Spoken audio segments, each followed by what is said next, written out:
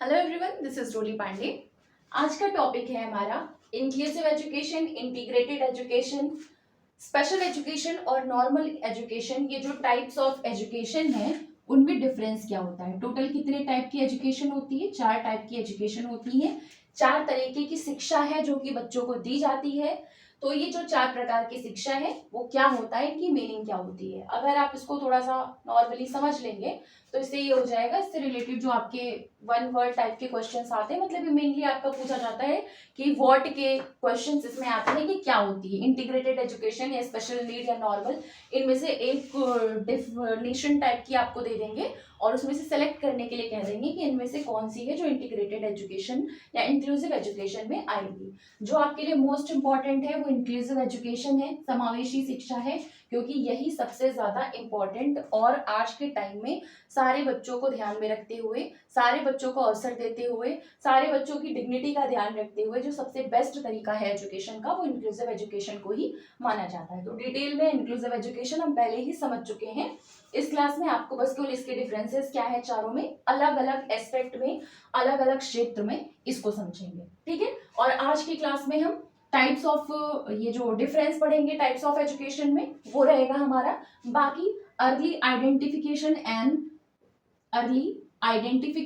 And intervention in disabilities, इसको पढ़ेंगे।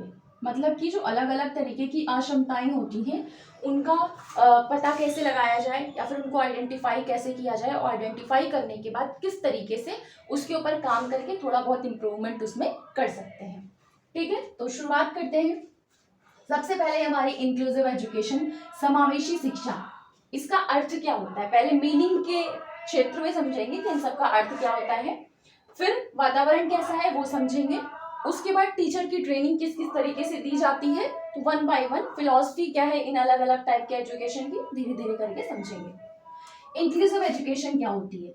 जो बच्चे अक्षमता से ग्रसित होते हैं या फिर किसी बच्चे में अगर किसी तरीके की डिसेबिलिटी पाई जा रही है, किसी चीज की उनको दिक्कत है, तो उस डिसेबिलिटी के साथ वाले जो बच्चे हैं उनको जब रेगुलर स्कूल्स में पढ़ाया जाता है एक अलग तरीके से सपोर्ट देके, जैसे कि उस डिसेबिलिटी के अकॉर्डिंग जो स्कूल का इंफ्रास्ट्रक्चर है उसको डिजाइन कर दो, वहाँ के जो फ्लोर्स है, वहाँ के जो वॉल्स है, वहाँ की जो करिकुलम है उस हिसाब से डिजाइन कर दो। तो इन सब चीजों को ध्यान में रख करके कि रेगुलर और डिसेबल्ड ये दोनों ही तरीके के बच्चे जबकि साथ में पढ़ने हैं, इस वजह से उनका करिकुलम फ्लेक्सिबल कर दो, इंफ्रास्ट्रक्चर्स को इस अकॉर्डिंग कर दो जिससे कि अर्ली एक्सेस या फिर नॉर्मल एक्सेस हो सके। ये जो अक्षमता वाले बच्चे हैं उनको भी हर एक चीज मिल सके, हर एक चीज में वो पहुंच सके, शामिल हो सके, इन सब चीजों के हिसाब से आप डिजाइन कर दो, क्लासरूम हो, स्कूल हो, सारी चीजें।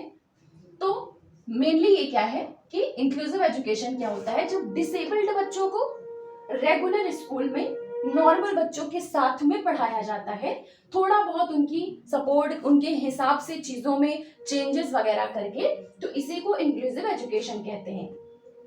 डिसेबल्ड बच्चों को नॉर्मल बच्चों के साथ तभी पढ़ाया जा सकता है, डिसेबल्ड मतलब अगर किसी तरीके की उनको हियरिंग दिक्कत है, किसी तरीके की उनको लोकोमोटर दिक्कत है, चलने फिरने में दिक्कत है, तो उस हिसाब से इंफ्रास्ट्रक्चर वगैरह बना दिया, उस हिसाब से आप करिकुलम बना दो, उस हिसाब से टीचर को ट्रेनिंग दे दो कि दोनों बच्चों को उस हिसाब से वो मैनेज कर सके। तो कुछ नेसेसरी सपोर्ट के साथ, कुछ जरूरती सहयोग के साथ जो बच्चों की डिसेबल्ड बच्चों की जरूरतें हैं उन जरूरतों का सपोर्ट करके, उन जरूरतों के हिसाब से डिजाइनेशन वगैरह करके क्या किया जाता है, जो डिसेबल्ड बच्चे हैं उनको नॉर्मल बच्चों के साथ रेगुलर स्कूल्स में पढ़ाया जाता है, तब उसको इंक्लूसिव एजुकेशन कहा जाता है। इसमें आप कीवर्ड याद रखो, डिसेबिलिटीज और रेगुलर स्कूल्स। रेगुलर स्कूल्स में डिसेबल्ड बच्चों के साथ अगर नॉर्मल बच्चों को पढ़ाया जाता है तो वो आपका हो गया इंक्लूसिव एजुकेशन, ठीक है।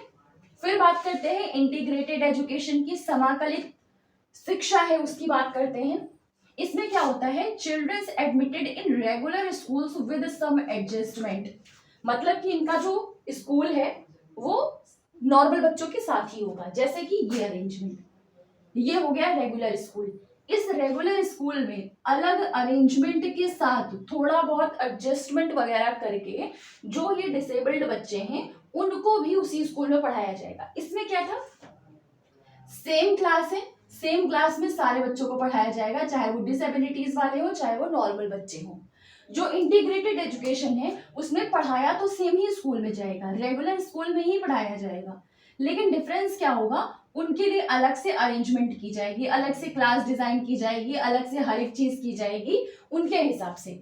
मतलब कि उनको नॉर्मल बच्चों के साथ बैठा के नहीं पढ़ाया जाएगा, उनके साथ क्या किया जाएगा, कुछ एडजस्टमेंट करके अलग से क्लास बना दी, अलग से उनके लिए प्लेग्राउंड बना दिया, अलग से उनका करिकुलम होगा। तो इस तरीके से इंटीग्रेटेड बच्चों को पढ़ाया जाता है, इंटीग्रेटेड एजुकेशन दी जाती है बच्चों को। तो इसमें कीवर्ड क्या याद रखिएगा कि एडजस्टमेंट के साथ जब रेगुलर स्कूल में डिसेबल्ड बच्चों को भी पढ़ाया जाता है तब उसको इंटीग्रेटेड एजुकेशन कहा जाता है। स्पेशल एजुकेशन क्या होती है, विशेष शिक्षा क्या होती है, इसमें जो स्पेशल नीड्स वाले बच्चे हैं, जो कि विशेष जरूरतों वाले बच्चे हैं, उनके लिए अलग से स्कूल्स खोले जाते हैं, स्पेशल स्कूल्स खोले जाते हैं और वहीं पर उनको पढ़ाया जाता है। तो नॉर्मल स्कूल से अलग स्कूल्स जब स्पेशल नीड वाले बच्चों के लिए खोले जाते हैं तो वो होता है स्पेशल एजुकेशन, जहां पर उनको शिक्षा दी जाती है। नॉर्मल एजुकेशन क्या होता है, सामान्य शिक्षा क्या होती है, जहां पे बिना किसी लर्निंग डिसेबिलिटी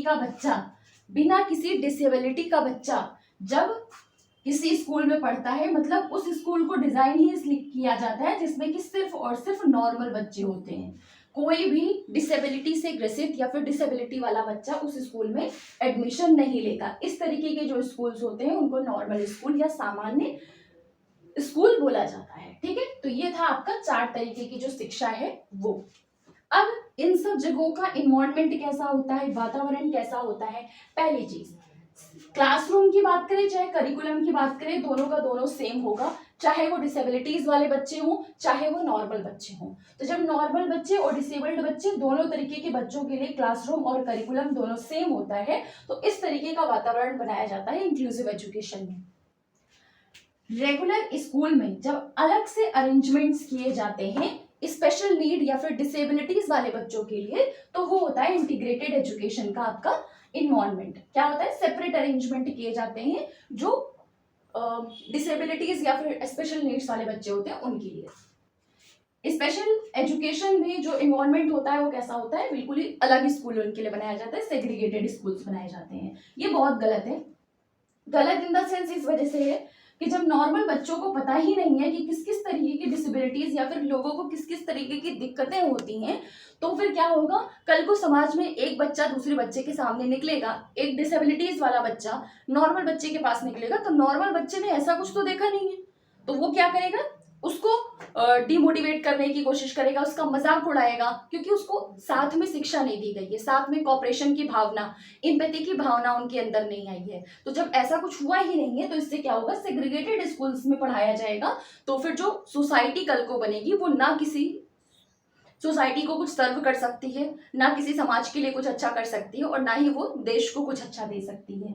इसलिए सबसे बेस्ट ऑप्शन आपका इंक्लूसिव एजुकेशन माना जाता है, क्योंकि जब बच्चे साथ साथ में पढ़ते हैं तो दूसरों की तकलीफें समझते हैं, दूसरों की दिक्कतें समझते हैं, एम्पैथी की भावना, सिंपैथी की भावना उनके अंदर डेवलप होती है, कोऑपरेशन की भावना उनके अंदर डेवलप होती है, जिससे कि जो डिसेबिलिटी वाला बच्चा उसके भी अंदर बहुत सारी ऐसी क्वालिटीज होती हैं जो कि नॉर्मल बच्चा उससे सीख सकता है, और नॉर्मल बच्चे से जो डिसेबिलिटी वाला बच्चा है वो बहुत कुछ सीख सकता है।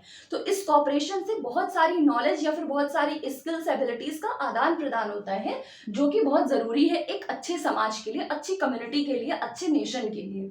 तो फिर सबसे बेकार अरेंजमेंट क्या है कि उनका स्कूल बिल्कुल ही अलग कर दिया जाए। नॉर्मल स्कूल्स में मेन स्ट्रीम केवल होती है, अलग अलग सब्जेक्ट्स पढ़ाए जाएंगे, अलग अलग करिकुलम होगा, नॉर्मल क्लासरूम्स होंगी जैसे नॉर्मल बच्चों के लिए होता है। ठीक है, तो इस तरीके का वातावरण होता है इंक्लूसिव, इंटीग्रेटेड, स्पेशल और नॉर्मल एजुकेशन में। नेक्स्ट चीज, फोकस और फिलॉसफी क्या होती है इन टाइप्स ऑफ एजुकेशन की। इसके पहले आप समझ लीजिए कि किस तरीके की टीचर ट्रेनिंग दी जाती है, किस तरीके की टीचर ट्रेनिंग दी जाती है इन अलग अलग टाइप के एजुकेशंस में या फिर इन अलग अलग टाइप की शिक्षा देने के लिए। जो इंक्लूसिव एजुकेशन होती है उसमें नॉर्मल ट्रेनिंग के साथ साथ स्पेशल ट्रेनिंग भी दी जाती है, नॉर्मल ट्रेनिंग के साथ साथ स्पेशल ट्रेनिंग भी दी जाती है टीचर्स को। इंटीग्रेटेड में क्या होता है कि नॉर्मल ट्रेनिंग के साथ एडिशनल चीजें नॉर्मली ऐड करा दी जाती हैं। मतलब कोई ऐसे स्पेशल ट्रेनिंग नहीं दी जाती है जो नॉर्मली बच्चों को, या फिर जो नॉर्मल बच्चों को टीचर्स पढ़ाती हैं उन नॉर्मल बच्चों के साथ साथ उनको जो मतलब डिसेबिलिटीज वाले बच्चे उनको भी पढ़ाने के लिए कह दिया जाता है, थोड़े बहुत ऐसे एक्सचेंजेस वगैरह करके या थोड़ा बहुत एडिशनल उनको चीजें सिखा करके। स्पेशल वाले जो बच्चे होते हैं उनके लिए टीचर्स जो होती हैं उनको कैसी ट्रेनिंग दी जाती है, उनको स्पेशल ट्रेनिंग दी जाती है ऐसे बच्चों को पढ़ाने के लिए। नॉर्मल में क्या होता है, नॉर्मल ट्रेनिंग जो होती है आपका केवीएस वगैरह में टीचर्स को पढ़ा, नॉर्मल मतलब कि सुपरटेट वगैरह हो गया, कहीं का एग्जाम हो गया, या फिर नॉर्मली स्कूल्स जो होते हैं वहाँ पे जैसी ट्रेनिंग दी जाती है, कुछ खास ऐसी स्पेशल ट्रेनिंग नहीं होती है उन टीचर्स के लिए, तो वो नॉर्मल सामान्य बच्चों को पढ़ाने के लिए ऐसे टीचर्स को ट्रेनिंग दी जाती है। अब फोकस मतलब कि केंद्र किस चीज पर होता है इन अलग अलग तरीके की शिक्षा देने में। इंक्लूसिव में बच्चों का पार्टिसिपेशन पूरी तरीके से हो, भागीदारी पूरी तरीके से हो, और हर एक बच्चे को अपनापन महसूस हो, बिलोंगिंगनेस महसूस हो, इस चीज पर ध्यान दिया जाता है। इंटीग्रेटेड में जो डिसेबल्ड बच्चे होते हैं या डिसेबिलिटीज वाले बच्चे होते हैं उनको एग्जिस्टिंग सिस्टम के साथ एडजस्टमेंट करना पड़ता है। मतलब कि इसमें जो मेन है वो नॉर्मल बच्चों के ऐसे, मतलब हर एक बच्चे को अपनापन फील हो रहा है कि नहीं हो रहा है, हर बच्चा भागीदारी कर रहा है कि नहीं कर रहा है, पार्टिसिपेट कर रहा है कि नहीं कर रहा है, कि उनकी डिग्निटी का ध्यान रखा जा रहा है कि नहीं ध्यान रखा जा रहा है, इक्विटी का ध्यान रखा जा रहा है कि नहीं जा रहा है, इन सब से कोई मतलब नहीं होता। मैं नॉर्मली एग्जिस्टिंग सिस्टम में थोड़ा बहुत एडजस्टमेंट वगैरह कर दिया जाता है इंटीग्रेटेड एजुकेशन में। ठीक है। स्पेशल एजुकेशन में ऐसे बच्चों की थेरेपी पर भी ध्यान दिया जाता है और ऐसे बच्चों की देखभाल पर ध्यान दिया जाता है कि उनको किसी तरीके की कोई अगर मेंटल हेल्थ या किसी तरीके की कोई दिक्कत आ रही है तो उसका थेरेपी टाइम टू टाइम, बाकी अगर किसी तरीके की कोई दिक्कत है तो फिर उनको मेडिकल ट्रीटमेंट वगैरह दी जाती है। नॉर्मल बच्चों में बस केवल अकेडमिक अचीवमेंट पर ध्यान दिया जाता है कि उनका स्कोर कार्ड अच्छा हो, उनके मार्क्स अच्छे आए, उनका सिलेबस कंप्लीट हो, बस। ठीक है। फिलॉसफी दर्शन क्या होता है इन अलग अलग तरीके की एजुकेशंस में। सबसे पहले जो आपका इंक्लूसिव एजुकेशन होता है वो अधिकारों की बात करता है। वो कौन सा दृष्टिकोण अपनाता है कि हर एक बच्चे का जो जो अधिकार है, समानता का अधिकार वो उसको मिलना चाहिए, शिक्षा का अधिकार वो उसको मिलना चाहिए, भागीदारी का अधिकार वो उसको मिलना चाहिए, एम्प्लॉयमेंट का अधिकार वो उसको मिलना चाहिए। तो ये जो इंक्लूसिव एजुकेशन है वो राइट बेस्ड अप्रोच पर चलता है, मतलब कि अधिकार आधारित होता है कि हर एक बच्चे के जो अधिकार हैं वो उसको मिलने चाहिए। इंटीग्रेटेड एजुकेशन में चैरिटी और वेलफेयर बेस्ड होता है, मतलब कि जितना पैसा वगैरह आ रहा है उस हिसाब से थोड़ा बहुत जो एक्स्ट्रा काम करवाना है वह काम करवा दे। अगर चैरिटी मिल रही है तो बच्चों को जो भी चीजें अवेलेबल करानी चाहिए वो अवेलेबल करा दी जाएंगी, अगर नहीं आ रही है तो फिर नहीं कराया जाएगा। स्पेशल एजुकेशन में क्या होता है कि मेडिकल मॉडल बेस्ड होता है, मतलब कि ठीक तरीके से मेडिकल अवेलेबिलिटी होनी चाहिए। अगर किसी बच्चे को कोई शरीर से रिलेटेड या फिर उनकी डिसेबिलिटी से रिलेटेड कोई दिक्कत आ रही है तो तुरंत उनको मेडिकल ट्रीटमेंट मिलना चाहिए, तो मेडिकली मॉडल्ड होता है। नॉर्मल में क्या होता है, अकेडमिक परफॉर्मेंस पे बस केवल ध्यान दिया जाता है आपका, बस। अब ये जो चारों तरीके की एजुकेशन है आपकी, ये जो चारों तरीके की शिक्षा है जो बच्चे को दी जाती है, उनमें जो सबसे बेस्ट होता है वो होता है आपका इंक्लूसिव एजुकेशन, समावेशी शिक्षा। ये बस केवल एक मेथड नहीं है, ये समानता और अधिकार, आत्मसम्मान, इन सब चीजों का दर्शन है। मतलब कि हर एक तरीके के बच्चों का अधिकारों का ध्यान रखा जाता है, उनका पार्टिसिपेशन का ध्यान रखा जाता है, उनकी डिग्निटी का ध्यान रखा जाता है। तो ये एक तरीके का क्या है कि मतलब कि इस चीज पर काम करता है, इस चीज को एंश्योर करता है कि हर एक बच्चे को शिक्षा मिलनी चाहिए, चाहे वो जैसा भी बच्चा हो। हर एक तरीके का, हर एक मतलब किसी भी बैकग्राउंड से आ रहा हो बच्चा, हर एक बच्चे को शिक्षा का अधिकार है। तो शिक्षा सबके लिए है, शिक्षा सबको मिलनी चाहिए, ये इंक्लूसिव एजुकेशन बोलता है। इसलिए ये एक तरीके की फिलॉसफी है, दर्शन है, किस चीज का, समानता का और अधिकारों का। अब ये जो एजुकेशन फॉर ऑल की बात की गई कि हर एक बच्चे को शिक्षा मिलनी चाहिए, तो वो चाहे किसी भी योग्यता का हो, कोई भी अक्षमता हो उस बच्चे में, कोई भी वैल्यू, कोई भी मूल्य उसके अंदर हो, अच्छे बुरे खराब कैसे भी, अच्छा बुरा कैसा भी पोषण हुआ हो उसका, वो किसी भी बैकग्राउंड से आ रहा हो, कैसा भी उसका सोसाइटल बैकग्राउंड हो, सामाजिक उसका बैकग्राउंड हो, या फिर कैसा भी उसका इकोनॉमिकल बैकग्राउंड हो, पैसे हो उसके पास ना हो, कुछ भी हो, हर एक चीज के इररिस्पेक्टिव इस चीज को इंश्योर किया जाता है कि शिक्षा हर एक बच्चे का अधिकार है, तो हर एक बच्चे को शिक्षा मिलनी चाहिए। तो आपका बेस्ट क्या है? Inclusive education. अब देख लेते हैं अर्ली आइडेंटिफिकेशन और इंटरवेंशन डिसेबिलिटीज का कैसे किया जाता है। अब देख लेते हैं जो अलग अलग अक्षमताएं होती हैं या फिर बच्चों में अक्षमताएं होती हैं उनका आइडेंटिफिकेशन कैसे किया जा सकता है। शुरुआत में ही अगर कोई अक्षमता है बच्चे में तो उसकी पहचान कैसे की जा सकती है। तो पहचान करना सबसे पहले समझ लेते हैं आइडेंटिफिकेशन का मतलब क्या हुआ, आइडेंटिफिकेशन ऑफ डिसेबिलिटीज का मतलब क्या हुआ, अक्षमताओं की पहचान का मतलब क्या हुआ। जब शीघ्र पहचान किया जाता है किस चीज का, अगर कोई लक्षण या फिर अगर कोई सिम्टम्स वगैरह दिख रहे हैं तो किस चीज के सिम्टम्स, जैसे कि डेवलपमेंटल मतलब कि बच्चे के विकास में, पूरे शरीर के किसी भी चीज में या फिर कहीं पे भी दिमाग से रिलेटेड या कहीं से भी रिलेटेड अगर कोई विकासात्मक बाधा बच्चे में दिख रही है कि इस इतने टाइम पर बच्चे को ये चीज तो कर लेना चाहिए था पर वो नहीं कर पा रहा है, तो विकासात्मक बाधा दिखे या फिर संज्ञानात्मक बाधा दिखे। संज्ञानात्मक मतलब कि कोई मेंटल रिलेटेड कोई काम है, शब्दों को बोलना या फिर किसी चीज को लिखना या फिर किसी चीज को पहचान पाना या फिर आईक्यू से रिलेटेड चीजें जो होती हैं, मतलब कॉग्निटिव संज्ञानात्मक से जुड़ी कोई भी चीज है अगर उसमें अगर आपको बाधा दिख रही है या फिर सेंसरी संवेदी रूप से किसी तरह की कोई बाधा दिख रही है, सुनने में, देखने में या फिर फिजिकली किसी चीज से रिलेटेड या फिर जैसे कि शारीरिक चलने में दिक्कत हो रही है, बैठने में दिक्कत हो रही है, घुटनों में दिक्कत हो रही है या फिर हाथ की राइटिंग में दिक्कत हो रही है, तो फिजिकल से किसी चीज से शरीर से रिलेटेड कोई बाधा दिख रही है तो विकासात्मक हो चाहे संज्ञानात्मक हो चाहे संवेदी हो चाहे शारीरिक हो, इन सब तरीके के विकास में, इन सब तरीके के ग्रोथ में अगर किसी भी तरीके की कोई लक्षण आपको दिख रहा है कि ये सारी चीजों में दिक्कत आ रही है, बाधा आ रही है, तो उन लक्षणों को सही समय पर पहचान लेना ही आइडेंटिफिकेशन है डिसेबिलिटीज का, मतलब कि अक्षमताओं की पहचान करना कहलाएगा। किन किन टूल्स या किन किन टेक्निक्स के थ्रू पता लगाया जा सकता है या फिर पता चल सकता है कि हाँ इस एज में जो ये विकास बच्चे का होना चाहिए था किसी भी लेवल पर, शरीर के लेवल पर, मानसिक लेवल पर, संज्ञानात्मक लेवल पर, किसी भी लेवल पर वो अगर आपको नहीं दिख रहे हैं तो किन किन टेक्निक्स के थ्रू हम इस चीज को कंफर्म कर सकते हैं या पता लगा सकते हैं। सबसे पहली चीज है स्क्रीनिंग टेस्ट या फिर जांच परीक्षण के द्वारा। दूसरी चीज अलग अलग असेसमेंट्स बनाए जाते हैं बुद्धि रवधि के, इंटेलिजेंस क्वोशिएंट निकालने के कि इस इतनी एज में क्रोनोलॉजिकल और मेंटल एज ये दोनों एज का मल्टीप्लाई किया जाता है 100 के साथ, तब आईक्यू पता चलता है कि बच्चे का कितना है। तो कुछ ऐसे टेस्ट वगैरह या असेसमेंट वगैरह, मूल्यांकन वगैरह होते हैं जिसके थ्रू आप पता लगा सकते हो कि इस एज में बच्चे का जो ये डेवलपमेंट होना चाहिए था वो हुआ है या फिर नहीं हुआ है। तीसरी चीज, आप एक चेकलिस्ट तैयार कर लो कि ये वाला बिहेवियर या फिर इस एज में ये व्यवहार बच्चे को दिखाना है या फिर दर्शाना ही होता है, इतने एज तक डेवलप हो जाता है। या फिर ऑब्जर्वेशन का अपना एक चेकलिस्ट तैयार कर लो।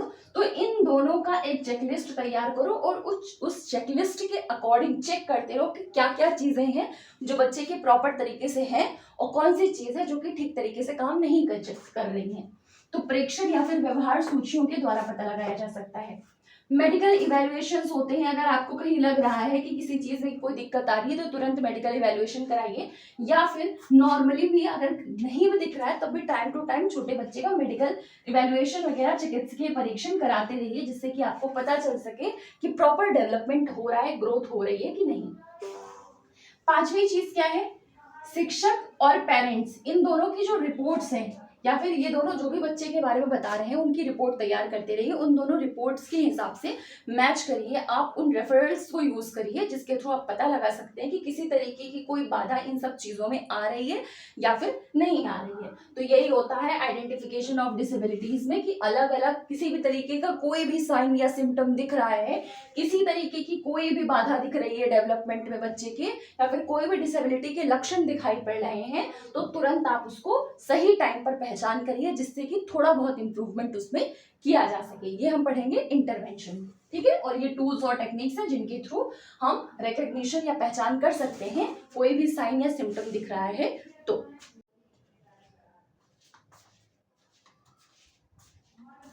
कौन कौन सी एरियाज में किस तरीके के सिम्टम दिखे तो किस तरीके की बीमारी या फिर किस तरीके की डिसेबिलिटी बच्चे में हो सकती है।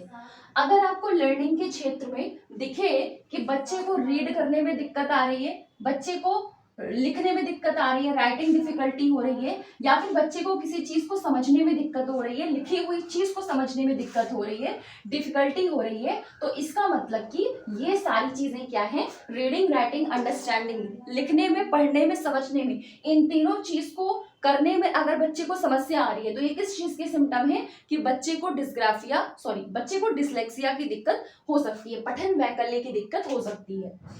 दूसरी चीज, अगर स्पीच और लैंग्वेज के एरिया में देखें, अगर आप भाषा के क्षेत्र में देखें या फिर बोलने के क्षेत्र में देखें, तो अगर बच्चे के ये कुछ सिम्टम्स दिखाई पड़ रहे हैं कि जितनी एज तक उसको बोलना स्टार्ट कर देना चाहिए था वो बोलना शुरू नहीं कर रहा है, डिलेड स्पीच है उसकी, या फिर रुक रुक कर चीजों को बोलता है, रुक रुक के बोलने के अलावा वो जो शब्दों को बोलता है वो शब्द उसके कुछ अलग होते हैं, तो इससे आप पता लगा सकते हो कि बच्चे को डिस्फेजिया की दिक्कत हो सकती है। मोटर स्किल्स के क्षेत्र में अगर देखें, गामक क्षेत्र में देखें, गामक क्षमता के क्षेत्र में देखें, तो अगर बच्चे को लिखने में दिक्कत आ रही है, बच्चे को चलने में दिक्कत आ रही है, बच्चे को किसी चीज को पकड़ने में दिक्कत आ रही है, तो मतलब कि उसको डिस्प्रैक्सिया की दिक्कत हो सकती है। सोशल इंटरेक्शन की बात करें, मतलब कि सामाजिक अंतःक्रिया करने में, अगर सामाजिक अंतःक्रिया के क्षेत्र में बच्चा ठीक तरीके से सामने वाले से आई कांटेक्ट नहीं कर पा रहा है, या फिर अपने फ्रेंड्स से बात करने में उसको दिक्कत होती है, पीयर्स को अवॉइड करता है, फ्रेंड्स वगैरह नहीं बनाता है, तो फिर उसको ऑटिज्म की दिक्कत हो सकती है।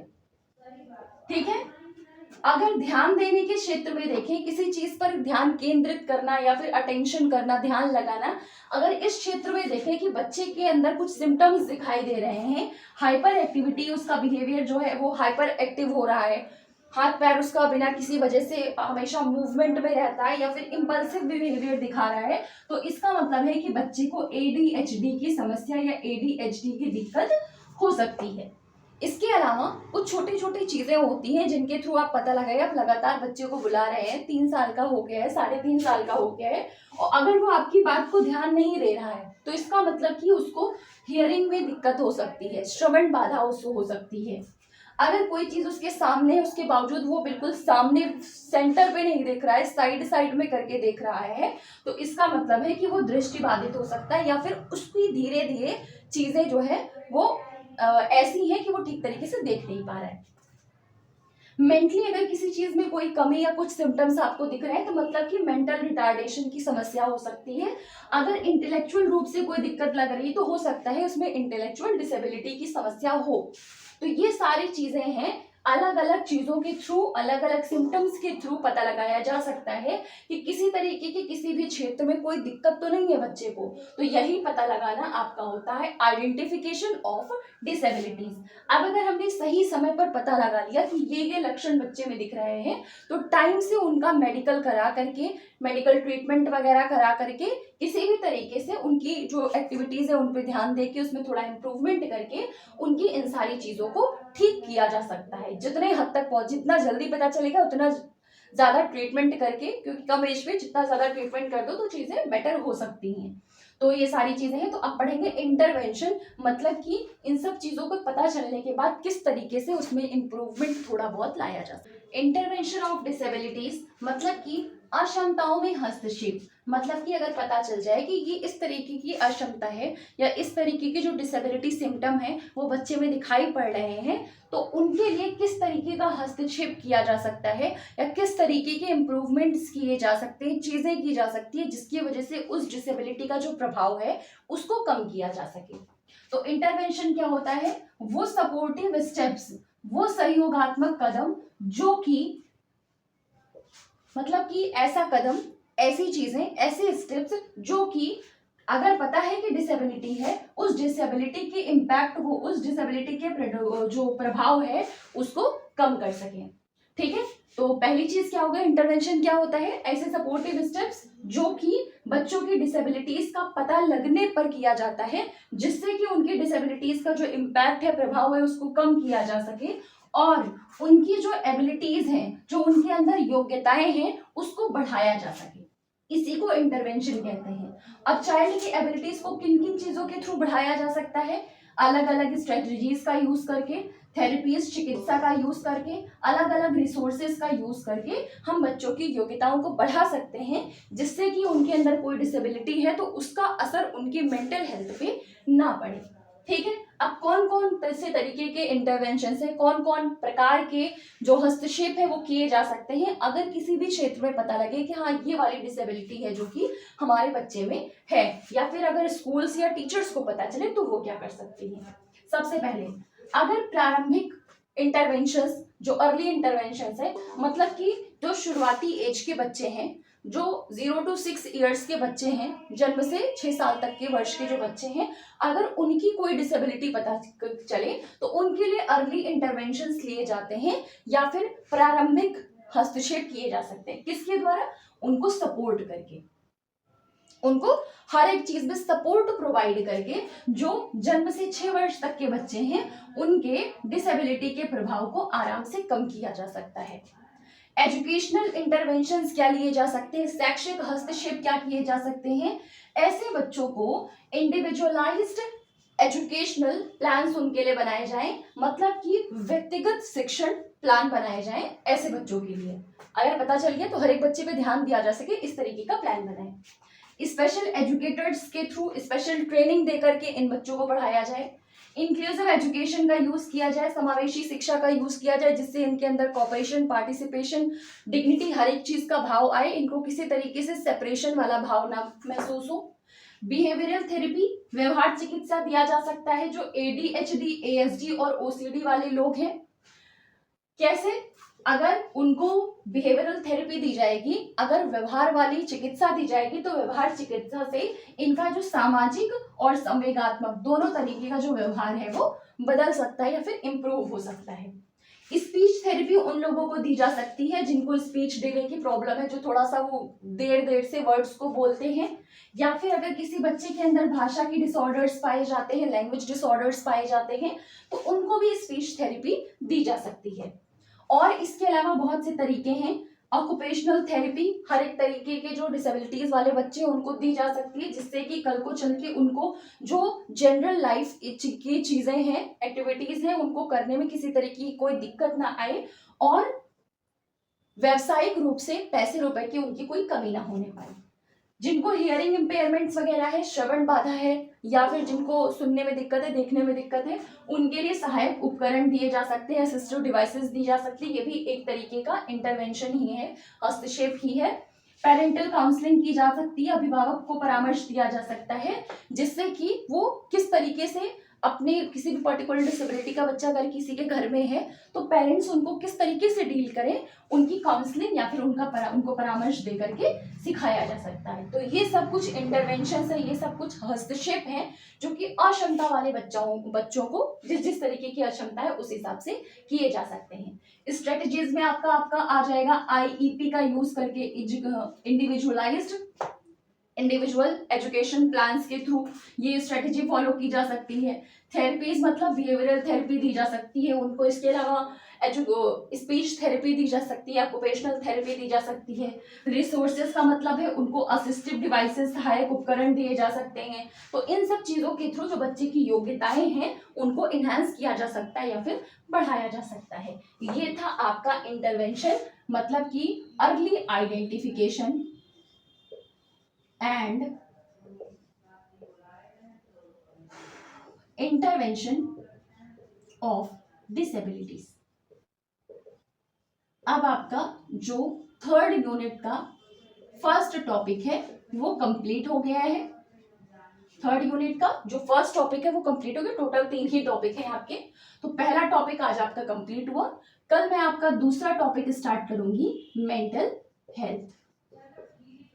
अगर आपको वीडियो पसंद आता है, अगर आपको एजुकेशनल स्ट्रेटेजीज पसंद आती है तो आप वीडियो को लाइक, सब्सक्राइब और कमेंट जरूर करें। आपको अगर समझ में आ रहा है, आपको किसी तरीके का कोई डाउट है, कुछ भी है तो कमेंट सेक्शन में जरूर बताएं।